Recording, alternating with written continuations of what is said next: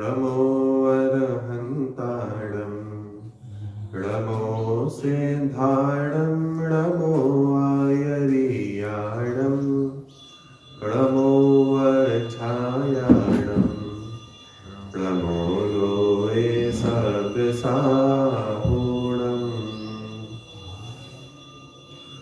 मंगलं भगवान् वीरो मंगलं गौतमोदनी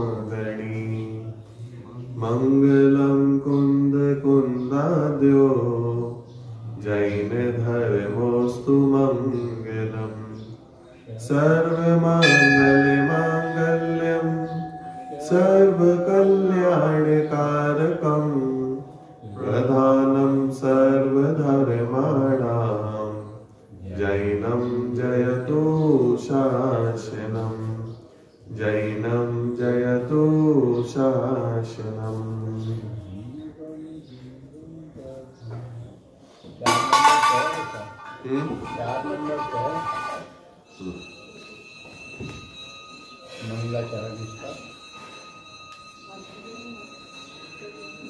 जीवम दवम जिणवरमसहेण जेणडेठं देविंद विंद वंदम वंदे तं सविदा शिरसा। बृहद द्रव्य संग्रह ग्रंथ जी हम सभी के समक्ष विराजमान है और क्रमशः चर्चा करते हुए लगभग 47 गाथाएं इसकी हो चुकी है ना। 48वीं गाथा हाँ, 48वीं गाथा अपन ने प्रारंभ की थी ना महाराज। चलिए तो 48वीं गाथा की अपन थोड़ी चर्चा करते हैं।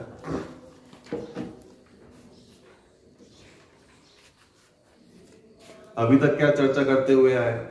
47वीं गाथा तक मोक्ष मार्ग अधिकार चल रहा है, बराबर। और मोक्ष मार्ग अधिकार में 47वीं गाथा में बोला कि भाई साहब द्वियम्पि मोक्ष हेयु जहाने पावनति जम मुनि नियम, कि दोनों प्रकार के जो मोक्ष मार्ग हैं किसके माध्यम से प्राप्त होंगे? ध्यान के माध्यम से प्राप्त होंगे। झाणे झाणे लिखा ना, झाणे झाणे मतलब ध्यान, ध्यान के माध्यम से प्राप्त होंगे। तो यहाँ पे शिष्य को ये प्रेरणा दे रहे हैं कि भाई साहब कोई भी मोक्ष मार्ग प्राप्त करना हो तो ध्यान तो करना पड़ेगा, ध्यान के माध्यम से प्राप्त होंगे। तो शिष्य को प्रश्न हुआ कि ध्यान होता कौन, क्या है और कौन करता है? हाँ, कौन करता है, कैसा होता है, हमें हो सकता है कि नहीं हो सकता, ध्यान क्या है? तो फिर उसके लिए आचार्य ने जो है 48वें नंबर की गाथा लिखी और उसमें उन्होंने लिखा कि ध्याता का लक्षण क्या है। 3 चीजें होगी नहीं, ध्यान, ध्याता, ध्येय, है ना। तो ध्यान तो जो ध्या रहे हैं हम, जो ध्या रहा है उसका नाम ध्याता। ध्याता मतलब जो ध्यान को ध्याए उसका नाम ध्याता। तो ध्याता कैसा होता है? क्योंकि हमें ध्यान ध्याना है तो हमारा लक्षण क्या होना चाहिए, हम कैसे उस ध्यान को ध्या सकते हैं। तो उसके लिए उन्होंने यहाँ पे ध्याता का लक्षण लिखा कि वास्तव में ध्याता कैसा होता है। और अगर हमें भी ध्यान करना है, क्योंकि हमें भी मोक्ष मार्ग पे आगे बढ़ना है ना, तो उस ध्यान को यदि ध्याना है तो ध्याता का लक्षण कैसा है जो हमें प्राप्त करना चाहिए, उसके लिए यहाँ पे 48वें नंबर की गाथा लिखी है। देखिए क्या लिखते हैं कि अब ध्याता पुरुष का अर्थात ध्यान करने वाले पुरुष का लक्षण कहते हैं। एक बार पढ़ते हैं उसको। मामुज्जह मारज्जह मादुस्सह इठ्ठिठ्ठ अठेषु स्थिरमेच्छै जयि चित्तम् विचित्त झाणपसे धिय।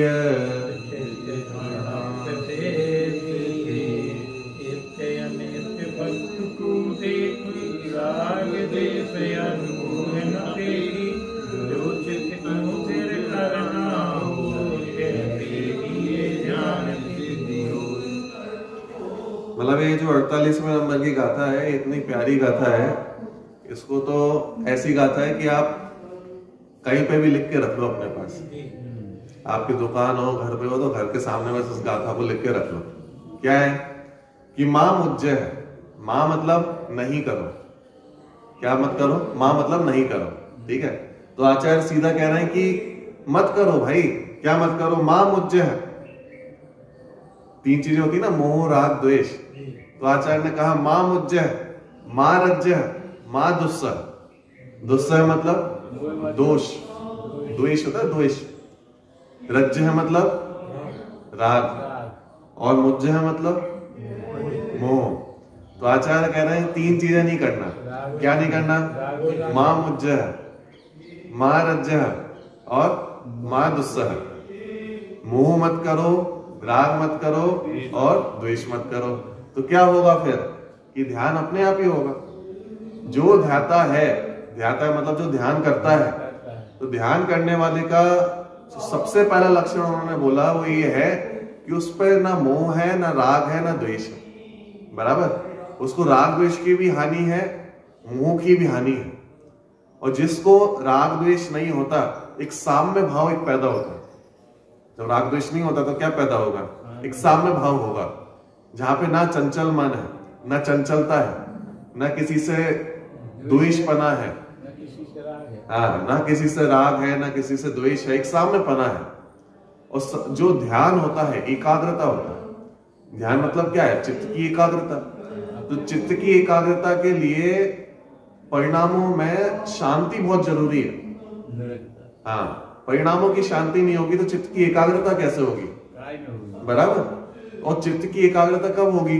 जब मन शांत होगा। और मन की शांति के लिए मोह, राग, द्वेष का अभाव होना बहुत जरूरी है। बराबर? जैसे पानी हो ना, पानी। अब पानी में अपनी शक्ल देखनी हो तो पानी कैसा होना चाहिए? अगर उसमें थोड़ी सी भी हलचल हुई तो क्या हम अपनी शक्ल देख पाएंगे उसमें? अगर तरंगे उठ रही होंगी तो क्या शक्ल देख सकते हैं? अगर उसमें अपने प्रतिबिंब देखना है तो कैसा पानी होना चाहिए?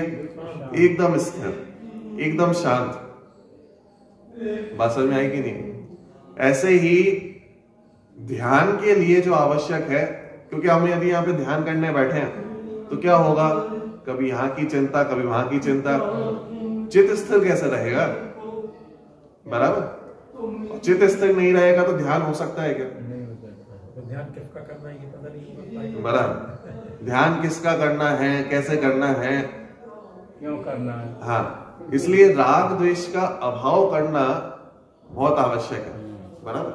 इसलिए आचार्य ने लिखा मां मुज्जय, मां रज्य, मां दुस्सह, इट्ठ डिट्ठ अट्ठेसु। इट्ठ डिट्ठ अट्ठेसु मतलब इष्ट अनिष्ट वस्तुओं में, हाँ, कि हमने जो इष्ट अनिष्ट वस्तुएं मानी उसमें राग द्वेष मत करो। कोई इष्ट वस्तु मिल जाए तो राग मत करो, अनिष्ट वस्तु मिल जाए तो द्वेष मत करो।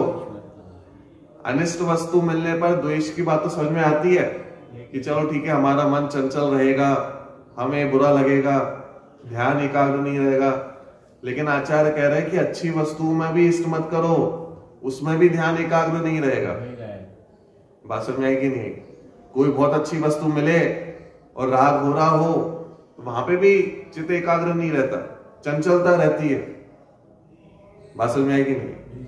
इसलिए इष्ट इट्ठ रिट्ठ अट्ठेसु, इष्ट अनिष्ट वस्तुओं में ना मोह करो, ना राग करो, ना द्वेष करो। बराबर? थिर मिच्छई जई चित्तम, यदि अपने चित्त की एकाग्रता चाहते हो, थिर मिच्छई, थिर मतलब स्थिर, हाँ, थिर मिच्छई, इच्छा, इच्छा मतलब अगर इच्छा करते हो, जई चित्तम, चित्त की, अगर चित्त को स्थिर रखने की इच्छा है तो ऐसा काम करो। ठीक है? तो इससे क्या प्राप्त होगा? विचित्त झाड़प सिद्धि है। विचित्त ध्यान की सिद्धि के लिए, चित्त को स्थिर रखने के लिए किसी से राग द्वेष मत करो।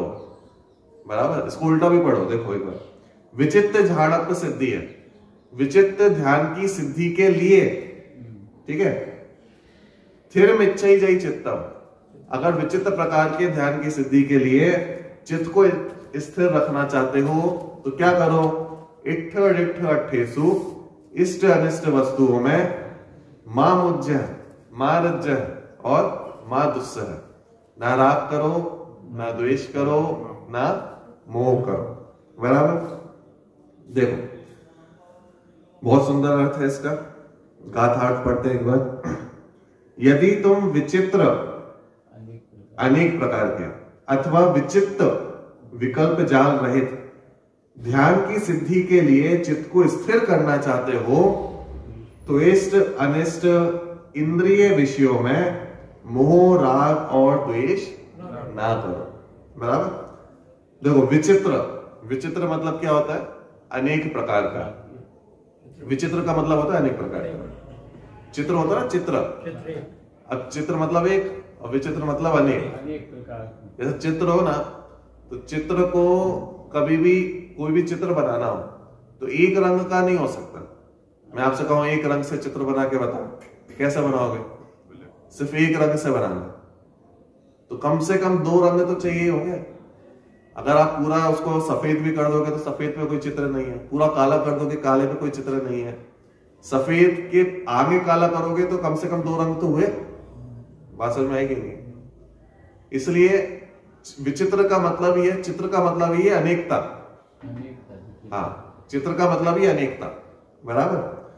तो विचित्र मतलब अनेक प्रकार के, क्योंकि ध्यान कैसा होता है कि अनेक प्रकार का होता है। अभी उसमें आगे चर्चा है कि कितने प्रकार के ध्यान होंगे। आर्त ध्यान, रौद्र ध्यान, धर्म ध्यान, शुक्ल ध्यान, तो ये अभी आगे चर्चा आने वाली है। हाँ, तो यदि तुम विचित्र यानी अनेक प्रकार के, ठीक है। और विचित्त, विचित्त, विचित्र मतलब क्या है? एक विचित्र है और एक है विचित्त, दो चीजें लिखी ना इसमें, देखो। यदि तुम विचित्र, विचित्र मतलब हो गया अनेक प्रकार के, अथवा विचित्त, विचित्त मतलब चित्त मतलब क्या होता है? चित्त मतलब अपना स्वभाव है ना, एकाग्रता, ध्यान। और विचित्त मतलब कि विकल्प जाल रहित। बराबर? तो अगर ऐसे ध्यान की सिद्धि चाहते हो, चित्त को स्थिर करना चाहते हो, तो इष्ट अनिष्ट इंद्रिय विषयों में मोह राग और द्वेष मत करो। बराबर? देखो टीका देखते हैं। मां मुज्जह, मां रज्जह, मां दुस्सह मतलब क्या? कि समस्त मोह राग द्वेष जनित विकल्प जाल से रहित निज परमात्म तत्व की भावना से उत्पन्न परमानंद जिसका एक लक्षण है, ऐसे सुखामृत के रस से उत्पन्न हुए और उसी परमात्मा सुख के आस्वादन से में लीन तन्मय रूप जो परम कला अर्थात परम संवित्ति, उसमें स्थिर होकर हे भव्य जीवों मोह राग और द्वेष ना करो। बराबर? अब इसमें मोह राग द्वेष नहीं करने का उपाय भी इसी में बता दिया। बराबर? भाई मोह राग द्वेष नहीं करना, लेकिन कैसे नहीं होगा मोह राग द्वेष? आप तो ये बताओ करना क्या है। हाँ, नहीं करना तो। बराबर? तो भाई हमने बोल दिया कि मोह राग द्वेष से रहित ध्यान की प्राप्ति होगी और हमें ध्यान करना है। तो आचार्य ने कहा कि भाई साहब मोह राग द्वेष मत करो तो ध्यान हो जाएगा। लेकिन फिर शिष्य का प्रश्न होगा कि मोह राग द्वेष कैसे नहीं करें? तो आचार्य ने कहा एक काम करो। क्या काम करो? कि एक पे तल्लीनता करो। एक पे तल्लीनता करोगे तो बाकी सबसे राग द्वेष अपने आप हट जाएगा।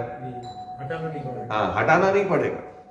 जैसा लोक में किसी को एक चीज की रुचि हो तो दूसरी चीज से राग द्वेष अपने आप हट जाता है कि नहीं हटता? बात समझ में आई कि नहीं? जिसे व्यापार की रुचि हो और व्यापार का समय चल रहा हो, एकदम दिवाली का समय अभी गया है और दुकान पर भीड़ लगी हो, तो भोजन का राग होगा कि नहीं होगा? कोई कुछ बुरा बोल के जाएगा तो उससे द्वेष होगा कि नहीं होगा? ये राग द्वेष कैसे चला गया? कि जब एक पे दृष्टि हुई तो बाकी सबसे राग द्वेष कैसे चला जाता है? कि अपने आप चला जाता है, करना नहीं पड़ता। बोलो बात समझ में आएगी नहीं? इसलिए आचार्य ने कहा कि भाई राग द्वेष मत करो। तो शिष्य ने प्रश्न किया कि कैसे नहीं करें? तो आचार्य ने कहा कि इस पे दृष्टि दे दो, एक पे दृष्टि डाल दो। वो एक क्या है? यहां पे बोला ना उसका लक्षण, कि वो जो एक है वो विकल्प जाल से रहित है। कैसा है वो? विकल्प जाल से रहित, कि एक तो विकल्पों से प्राप्त नहीं होता और दूसरा उसमें तल्लीन होने पे विकल्प नहीं रहते। क्या बोला? विकल्पों से प्राप्त नहीं होगा और उसमें लीन होने पे विकल्प नहीं रहेंगे, विकल्प जालों से रहित। बराबर? अनेक प्रकार के विकल्पों से प्राप्त नहीं होने वाला। हम ये सोचते रहे कि हाँ ऐसा होगा, ये विकल्प चलते रहेंगे, तो ध्यान हो पाएगा क्या? कि नहीं हो पाएगा। बराबर? तो अनेक प्रकार के विकल्पों से वो प्राप्त नहीं होगा और वो प्राप्त होने के बाद कोई विकल्प नहीं रहेंगे। बराबर? तो पहला है विकल्प जाल रहित। ठीक है? हाँ, निज परमात्मा तत्व की भावना से उत्पन्न। अब भावना से उत्पन्न मतलब लीनता से उत्पन्न। ठीक है? अब हमने क्या किया कि अपने परमात्मा तत्व में लीनता करी। कैसा है वो? विकल्प जाल रहित। विकल्प जाल रहित परमात्मा तत्व में लीनता करी तो क्या प्राप्त होगा? परमानंद। परमानंद जिसका एक लक्षण है। भाई साहब, एक आत्मा में लीनता जिसका एक लक्षण है, परमानंद जिसका एक लक्षण है, कोई डुबकी लगाए और आनंद नहीं आए, ऐसा संभव नहीं है। कोई पानी में डुबकी लगाए और गीला ना हो, ऐसा संभव नहीं है। ऐसे ही कोई ध्यान के माध्यम से स्थिर होए, अपने में लीनता करे और उसे आनंद नहीं आए, सुखी ना हो, ऐसा हाँ। तो जो लक्षण होता है ना, लक्षण ये त्रैकालिक होता है, यानी कभी समाप्त नहीं होगा। जैसे जीव का लक्षण क्या है? ज्ञान दर्शन है। अब बताओ ये ज्ञान दर्शन कब समाप्त हो जाएगा? कभी हो सकता है, कभी नहीं हो सकता। पुद्गल का लक्षण क्या है? स्पर्श, रस, गंध, वर्ण, ये पुद्गल का लक्षण है, कभी समाप्त हो सकता है? अरे उसको अग्नि में जला दो, गला दो, समाप्त हो जाएगा क्या? नहीं।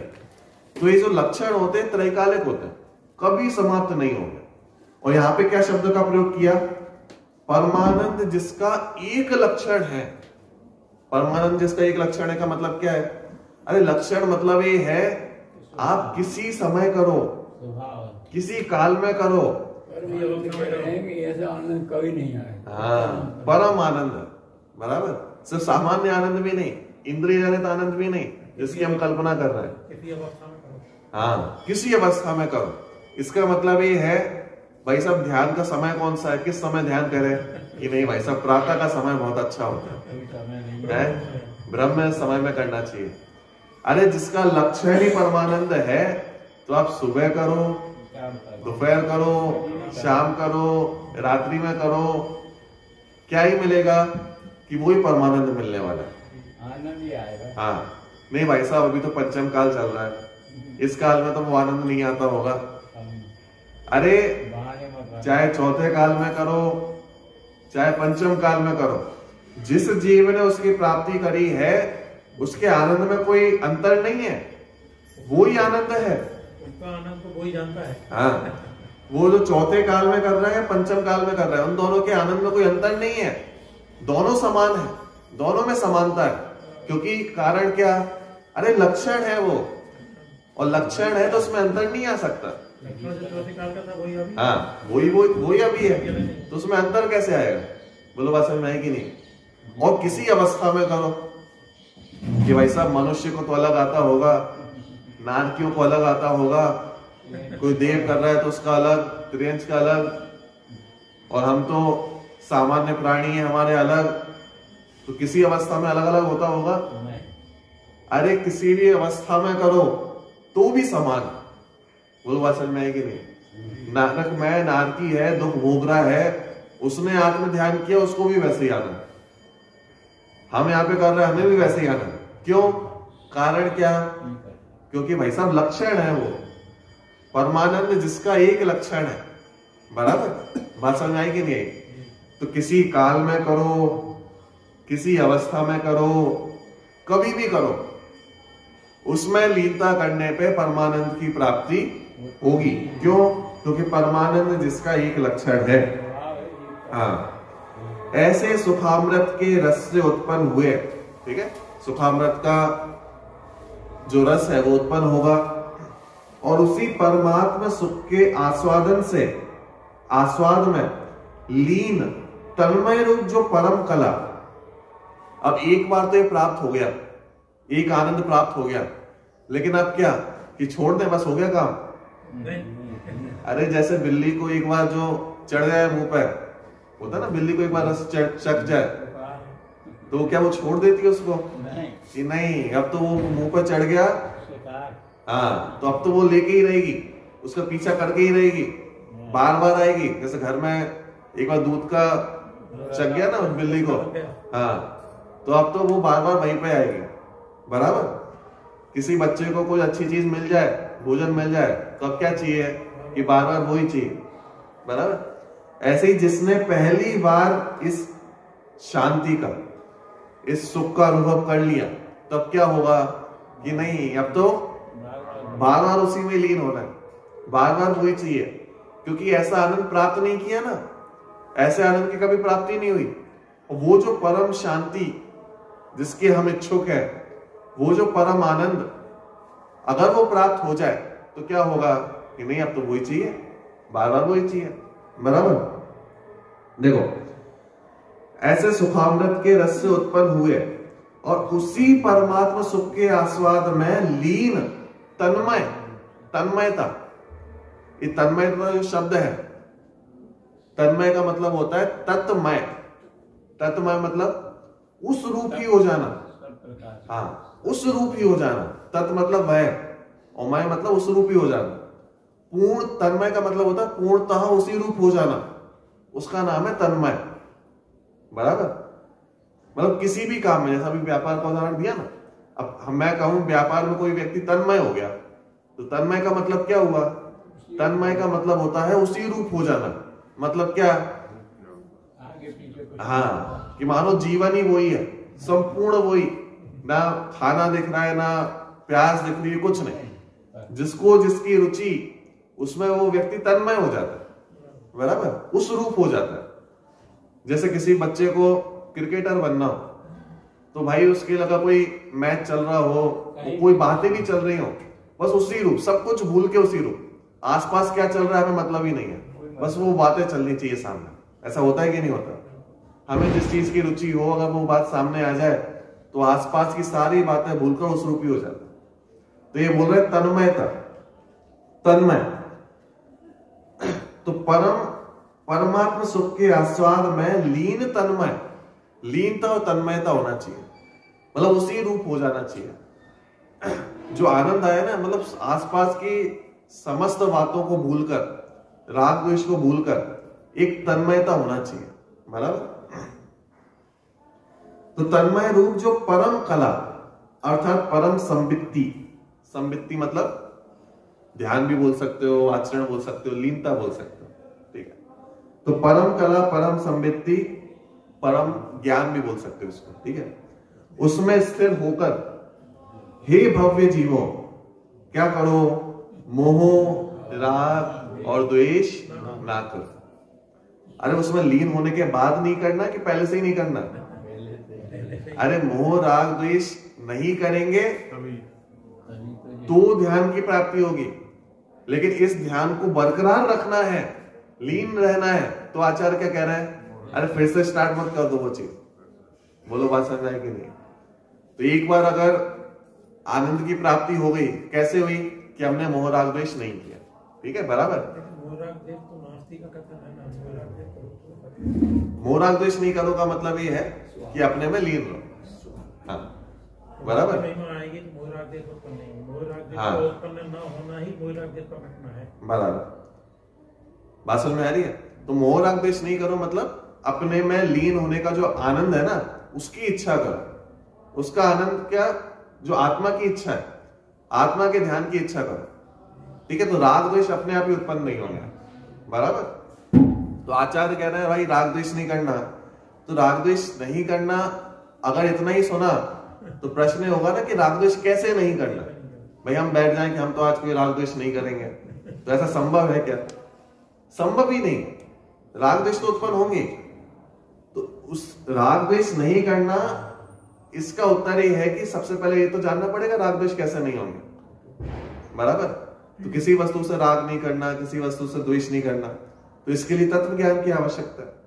तत्व ज्ञान से पता चलेगा कि भाई कोई वस्तु राग रूप होती नहीं है कि मैं उससे राग करूं, कोई वस्तु द्वेष रूप होती नहीं है कि उससे द्वेष करूं, तो राग द्वेष अपने आप ही उत्पन्न नहीं होंगे। बराबर। देखो,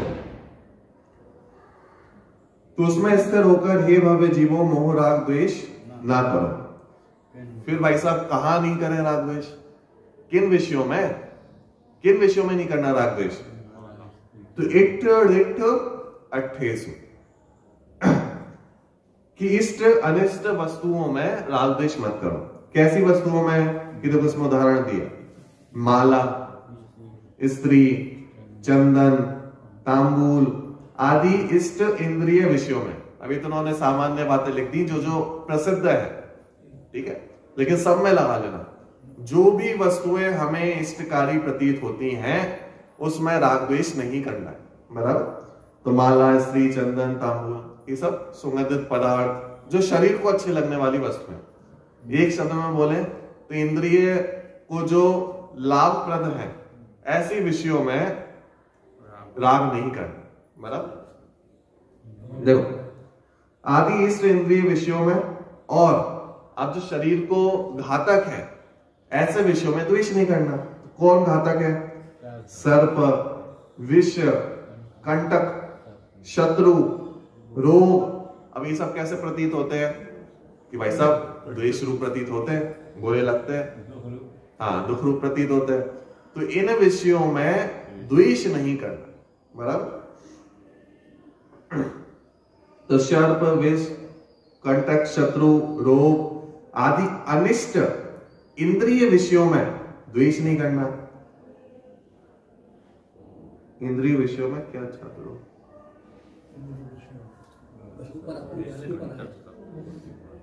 थोड़ा सा मिसप्रिंट। तो राग द्वेष नहीं करना, ठीक है। इसमें तो क्यों नहीं करें भाई? फिर मिच्छई जई चित्तम, क्या चाहते हो, क्या प्राप्त करना चाहते हो, क्यों नहीं करना? फिर मिच्छई जई चित्तम, यदि उसी परमात्मा के अनुभव में तुम स्थिर निश्चल चित्त चाहते हो तो ऐसा मत करो, नहीं चाहते हो तो खूब करो। नहीं चाहते हो मतलब क्या होगा? तो फिर वही सब होगा कि राग होगा, द्वेष होगा, दुख होगा, संसार में भटकना होगा। कि भाई साहब ये सब तो नहीं चाहते, तो फिर मिच्छई जई चित्तम। अगर चित्त की स्थिरता चाहते हो, अगर दुख नहीं चाहिए, संक्लिष्टता नहीं चाहिए, हाँ डर लगता है, मतलब शारीरिक दुख से बड़ा मानसिक दुख होता है। बराबर। और मानसिक दुख का मतलब क्या है? कि जहां पर चित्त में चंचलता होती है, स्थिरता नहीं होती, उसे मानसिक दुख कहते हैं, है ना। मतलब चित्त में चंचलता है, चित्त शांत नहीं है, और इसके माध्यम से चित्त शांत हो जाएगा, कषायों का अभाव होगा, चित्त में शांति का अनुभव होगा, तो आनंद तो अपने आप ही प्रतीत होगा। बराबर। तो थिर मिच्छई जई चित्तम, यदि उसी परमात्मा के अनुभव में तुम स्थिर निश्चल चित्त चाहते हो तो ये सब मत करो। क्या सब मत करो?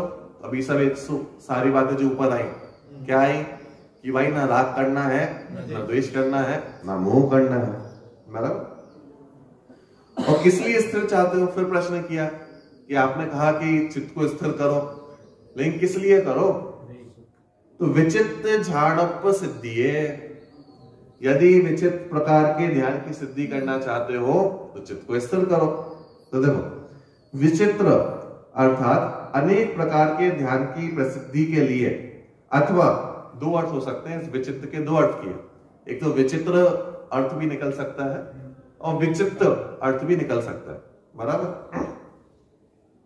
तो एक विचित्र का अर्थ विचित्र निकाला, विचित्र का मतलब होता है अनेक प्रकार के ध्यान की सिद्धि के लिए, ठीक है।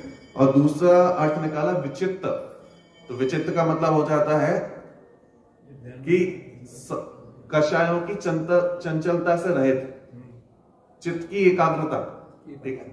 जैसा अर्थ लिखा था विकल्प जाल रहित, तो विकल्प जाल रहित अगर चित्त चाहते हो, ऐसे ध्यान चाहते हो तो ऐसा काम करो। बराबर।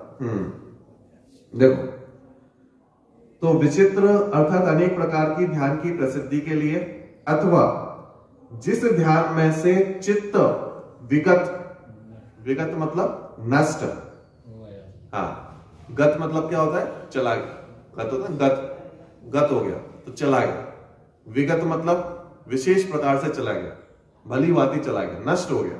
ठीक है, तो विगत अर्थात नष्ट हो गया हो, अर्थात चित्त में से उत्पन्न होते हुए शुभ अशुभ विकल्प जाल नष्ट हो गए।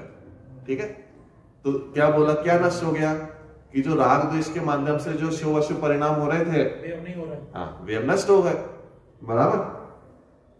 वह विचित्र ध्यान है, वो क्या है? उसका नाम विचित्र ध्यान बोला। इसलिए पहले कभी नहीं हुआ था। हाँ, वैसा ध्यान। बराबर। तो जो विशेष है ना, विशेष चित्त, तो विशेष चित्त भी अर्थ कर सकते हैं। तो विशेष मतलब क्या? कैसा विशेष? अरे ऐसा विशेष कि जिसकी प्राप्ति आपको कभी नहीं हुई। अतीन्द्रिय आनंद, मतलब विशेष आनंद है, मतलब ऐसा आनंद जो हमने आज तक जो इंद्रिय जनित आनंद भोगा, तो हमें इसी की आदत है। तो आचार्य कह रहे हैं अरे ऐसा नहीं, जो अनेक अलग प्रकार का विशेष आनंद जिसका अनुभव आपने आज तक नहीं किया हो, वो विशेष शांति, विशेष सुख, उसकी प्राप्ति होगी। बराबर। और वो कैसा है कि वैसा प्राप्त कर लो, वो तभी पता चलेगा। बराबर।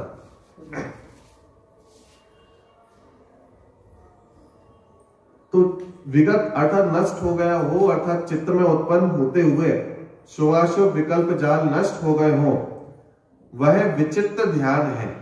ऐसे विचित्र ध्यान की सिद्धि के लिए ये सब कार्य करना चाहिए। बोलो, बात समझ में आएगी नहीं? सामान्य अर्थ समझ में आया कि नहीं आया?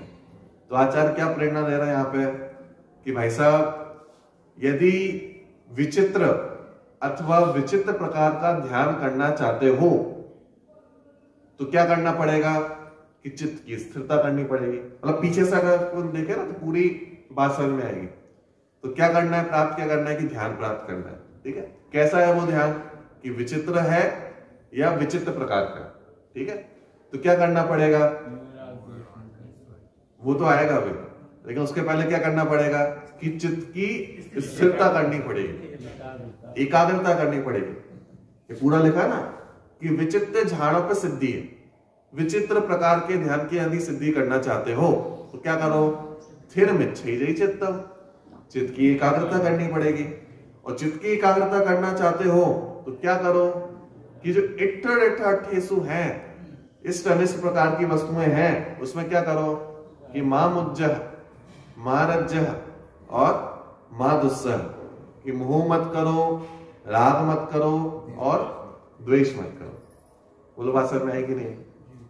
बराबर। अब देखो, अब यहाँ पे आचार्य ने 4 प्रकार के ध्यान की चर्चा करना यहाँ पे प्रारंभ किया। ठीक है, तो अभी इसमें 2 चीजें आ गई। एक तो ध्याता का लक्षण भी आ गया। तो अब मैं पूछूंगी भाई साहब, कहां बोला ध्याता का लक्षण? क्या है ध्याता का लक्षण? तो यही तो लक्षण है। क्या है लक्षण?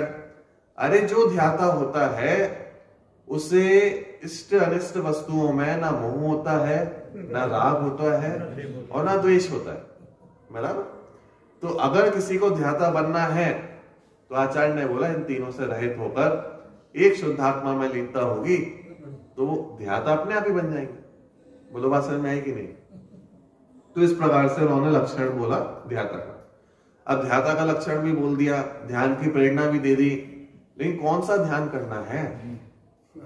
ध्यान तो 4 प्रकार के होते हैं। आर्त ध्यान भी होता है, रौद्र ध्यान भी होता है और धर्म ध्यान भी होता है और शुक्ल ध्यान भी होता है। हमें कौन सा करना है? कि भाई सब 4 प्रकार के करने हैं। तो ये ध्यान करना है कि चल रहा है? अरे 2 प्रकार के ध्यान तो चल ही रहे हैं। आर्त रौद्र ध्यान जो है ये तो चल ही रहे हैं। हाँ, सभी संसारियों को चल रहा है। इसके लिए कोई अलग से कुछ काम नहीं करना। अलग से कोई बैठ के नहीं आज तो मैं आर्त ध्यान करूंगा, अब तो रौद्र ध्यान करूंगा। अरे ये तो चल ही रहा है। और ये आर्त रौद्र ध्यान से हमें पता चलता है कि भाई साहब ये जो चित्त की एकाग्रता है, चित्त की एकाग्रता मतलब ये नहीं कि सिर्फ हमें एकदम बैठेंगे तभी वो ध्यान होगा। ध्यान का मतलब है कि जिस भी वस्तु में रुचि होती है ना, उस तरफ जो हमारा झुकाव होता है और हमारी तल्लीनता होती है, उसमें हमारा ध्यान अपने आप जाता है।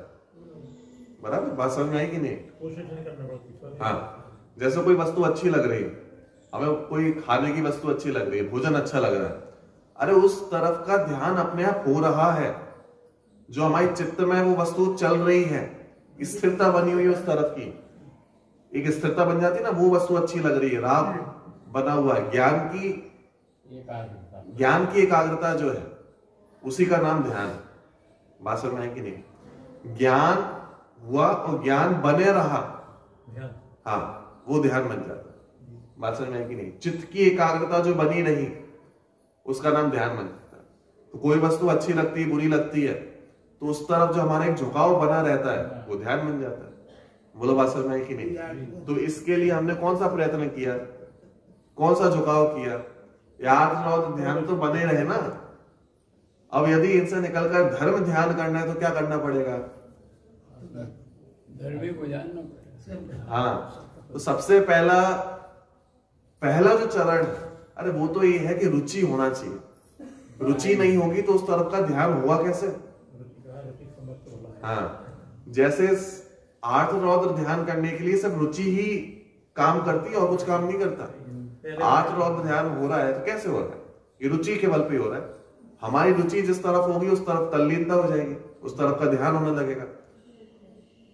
इष्ट वस्तुओं में अगर तल्लीनता होगी, राग द्वेष होगा, तो उस तरफ की तल्लीनता होगी। तो रुचि ही तो गेम खेल रही है। तो अगर धर्म ध्यान करना है, अपना ध्यान करना है, तो सबसे बड़ी चीज क्या है? वो रुचि ही तो है। जब तक रुचि नहीं होगी तो आर्थ रौद्र से हटके धर्म ध्यान की तरफ जाएंगे कैसे? बोलो बात समझ में है कि नहीं? तो इसका पहला चरण ही है रुचि होना। रुचि डेवलप होगी तो अपने आप उस तरफ का ध्यान जाएगा। वस्तु विचार ध्यावती मन पावे, वस्तु का विचार हुआ तो ध्यान। बराबर। तो रुचि हुई, रुचि के माध्यम से हमने क्या किया कि भाई साहब वस्तु स्वरूप का ध्यान किया, वस्तु स्वरूप का चिंतन किया। वस्तु स्वरूप के चिंतन के माध्यम से वो ध्यान की प्राप्ति अपने आप होगी। बराबर। देखो, अब प्रथम ही आगम भाषा से उसी ध्यान के अनेक प्रकार के भेदों का कथन किया जाता है।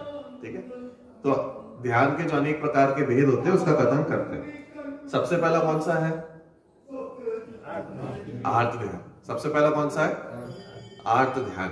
बराबर। आर्त ध्यान के 4 भेद होते हैं। कितने? 4 भेद होते हैं। देखो, इस प्रकार से वह इस प्रकार है। इष्ट वियोग, अनिष्ट संयोग, हाँ, रोग, और इन तीनों को दूर करने में और भोगों के कारण रूप वांछा, इस भांति 4 प्रकार का आर्त ध्यान होता है। बराबर। सबसे पहला कौन सा है? इष्ट वियोग। इष्ट वियोगज आर्त ध्यान। हाँ, मतलब कोई इष्ट का वियोग हो जाए तो ये परिणाम कैसे होते हैं? एकदम आर्त हो जाते हैं ना, आर्त परिणाम हो जाता है। वो आर्तता होना, दुखी होना, वो है आर्त ध्यान। इष्ट वियोगज आर्त ध्यान। जिस वस्तु को हम भला जानते हैं और वो चली जाए, अब वो कोई व्यक्ति भी हो सकता है, कोई वस्तु भी हो सकती है, कुछ भी हो सकता है। तो कोई वस्तु को हम बहुत भला मानते हैं और वो चली जाए तो परिणाम कैसे होते हैं? एकदम ही आर्त रूप परिणाम हो जाता है। बराबर। तो वो है इष्ट वियोगज आर्त ध्यान। बराबर। दूसरा है अनिष्ट संयोगज। हाँ, अनिष्ट संयोगज आर्त ध्यान। अनिष्ट का संयोग हो जाना। पहला था इष्ट का वियोग हो जाना, कि इष्ट वस्तु थी वो चली गई। दूसरी अनिष्ट संयोगज, कि जो अनिष्ट वस्तु है जिसे हम नहीं चाहते वो आ गई हमारे पास।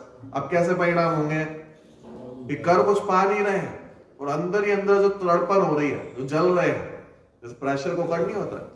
अब प्रेशर कुकर में क्या होता है कि भाई जब तक सीटी नहीं निकले तो अंदर ही अंदर क्या होगा वो कि प्रेशर बनता रहेगा। अब अनिष्ट संयोगज क्या है? पाप का उदय है। पाप के उदय में वस्तु तो आएगी, और जब तक पाप का उदय नहीं जाएगा वो वस्तु भी नहीं जाएगी। वस्तु को हटा सकते नहीं है, झेल पा नहीं रहे हैं, तो क्या होगा कि वो जैसे प्रेशर कुकर में वो प्रेशर बनता रहता है, ऐसे ही वो आर्थ परिणाम बनते रहेंगे। बोलो बात समझ में आएगी नहीं? वस्तु विचार करोगे तो ध्यान नहीं होगा। हाँ, बोलो बात समझ में आएगी नहीं? तो अनिष्ट का संयोग हुआ, सिर्फ अनिष्ट के संयोग होने से आर्थ ध्यान नहीं होता। क्या बोला? बात समझ में आ रही है कि नहीं? इष्ट वियोगज अर्थ ध्यान है, अनिष्ट वियोगज अर्थ ध्यान भी है, लेकिन सिर्फ इष्ट वियोग या अनिष्ट संयोग से अर्थ ध्यान नहीं होता, क्योंकि ये तो सभी को होता है। ये वस्तुएं आना जाना सबको लगा ही रहता है। बात समझ में आएगी नहीं? सीता का राम से वियोग हो गया, सीता का राम से वियोग हो गया जब जंगल में छुड़वा दिया था, तो कौन सा अर्थ ध्यान हुआ होगा उन्हें? इष्ट वियोग अर्थ ध्यान हुआ होगा कि नहीं हुआ होगा? और अनिष्ट संयोग भी हुआ होगा कि जंगल में अनिष्टता है, इतना अर्थ ध्यान हुआ होगा। और इष्ट से वियोग हो गया तो इष्ट वियोग अर्थ ध्यान हुआ होगा। ऐसा हुआ होगा कि नहीं हुआ होगा? सिर्फ इष्ट के वियोग से अर्थ ध्यान नहीं होता, सिर्फ अनिष्ट के संयोग से अर्थ ध्यान नहीं होता। जब उसमें तन्मयता होती है तब ये अर्थ रौद्र ध्यान होगा। ये तन्मयता मेन है। अज्ञान हुआ तो तन्मय होता है। हाँ, भेद विज्ञान मरत रहा। हाँ, क्योंकि अपन ने क्या बोला, ध्यान किसका नाम है? ध्यान तन्मयता का नाम है। जब उस चीज में तन्मयता होगी तो वो चीज होगी। बात समझ में आई थी नहीं? अब अनिष्ट पदार्थ आ गया कोई, अनिष्ट पदार्थ मतलब कोई वस्तु हमें अच्छी नहीं लगती, अनिष्ट संयोग हो गया, और अगर हम उसमें तन्मय होकर हम दुखी हो रहे हैं तो वो अनिष्ट संयोग का जाट ध्यान होगा। लेकिन इसी चीज में उपाय भी है कि भाई उसको नष्ट करना है, तो क्या करो? इसी चीज में उसका उत्तर लिखा है कि भाई साहब, अगर अनिष्ट संयोगज आर्थ ध्यान दूर करना है तो सिंपल सी बात है, वस्तु तो दूर कर नहीं सकते, तो क्या करो? उसका ध्यान दूर कर दो। ध्यान मतलब तन्मयता दूर कर दो, विचार करो, तल्लीनता दूर कर दो, विचार करो, चिंतन करो। बराबर? वस्तु तो दूर नहीं होगी। क्यों नहीं होगी? वस्तु तो पाप की वजह से आई है, वो तो महापुरुषों को भी आएगी, हमें भी आएगी। इष्ट का वियोग भी होगा क्योंकि महापुरुषों को भी हुआ है, हमें भी होगा। वो तो पाप पुण्य का खेल है, और पाप पुण्य का खेल हमारे हाथ में तो है नहीं। हमारे हाथ में है क्या? हमारे हाथ में होता तो हम कर लेते, कर सकते नहीं है। कर्म के आधीन व्यवस्था है। हाँ, कर्म के आधीन व्यवस्था है, तो करें क्या? तो क्या आर्थ रौद्र ध्यान होते ही रहेंगे? नहीं, वो जरूरी नहीं है। तो करना क्या है? वो आपके हाथ में है। हाँ, वो हमारे हाथ में। वस्तु को बार बार विचार हाँ, करो। वस्तु के उलट फेर में हमारा रोल नहीं है, लेकिन वस्तु आए या जाए उसके बीच में हमारा रोल है कि हमें आर्थ ध्यान करना है कि साम्य भाव करना है। बात समझ में आई कि नहीं? अनिष्ट के संयोग होने पर अगर हमने तल्लीनता करी तो आर्थ ध्यान हो जाएगा, और अनिष्ट के संयोग होने पर भी अपने में तल्लीनता करी। तल्लीनता कहां करनी, उस पर रोल डिपेंड करता है। उस समय भी अपने पे तल्लीनता करी तो धर्म ध्यान हो जाएगा। बोलो बात समझ आएगी नहीं? बस खेल तन्मयता का है, रुचि का है, किस समय रुचि है। बराबर? देखो, तो इस प्रकार इष्ट वियोग, अनिष्ट संयोग, ये दो प्रकार के आर्थ ध्यान हुए। फिर क्या है?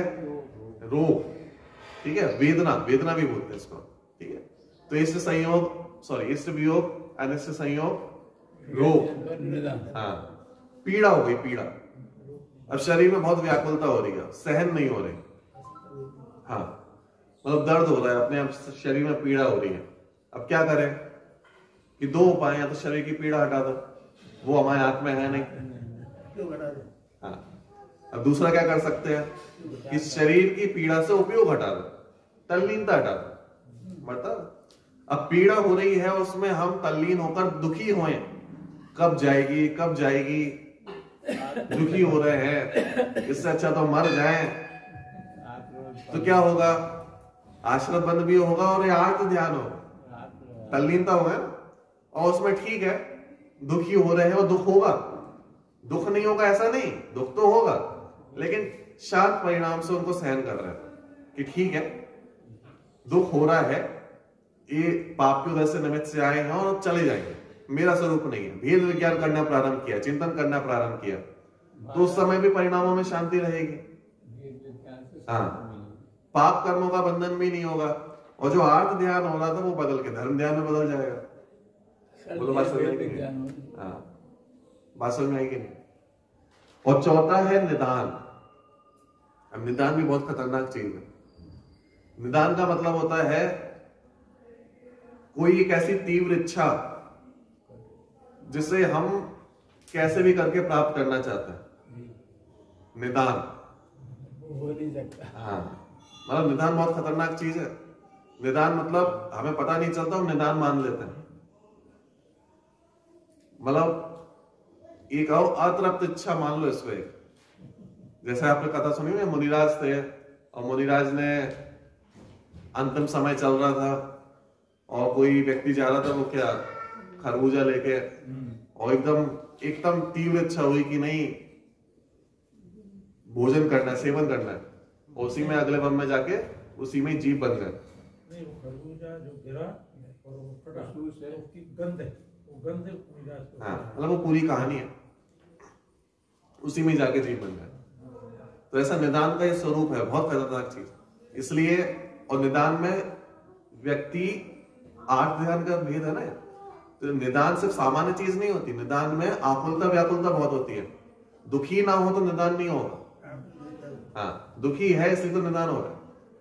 तो जब बहुत तीव्र इच्छा हुई तब जाके निदान हुआ, उसमें परिणामों की व्याकुलता बहुत है। इसलिए आर्थ ध्यान के 4 प्रकार के भेद बताए: इष्ट वियोग, अनिष्ट संयोग, वेदना और निदान। ठीक है, तो अभी अपन ने 4 प्रकार के भेद देखे। इसके आगे के जो और भेद हैं इसकी चर्चा फिर कल आएगी। ठीक, अभी इस तक विराम करते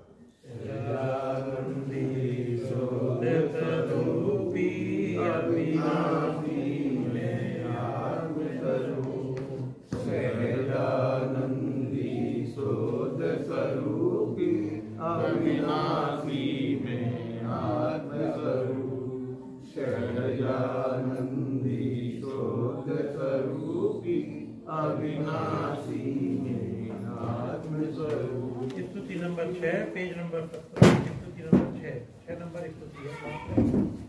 चरणों में आ पड़ा हूँ, हे द्वादश वाणी, तक झुका रहा हूँ, हे द्वादश वाणी।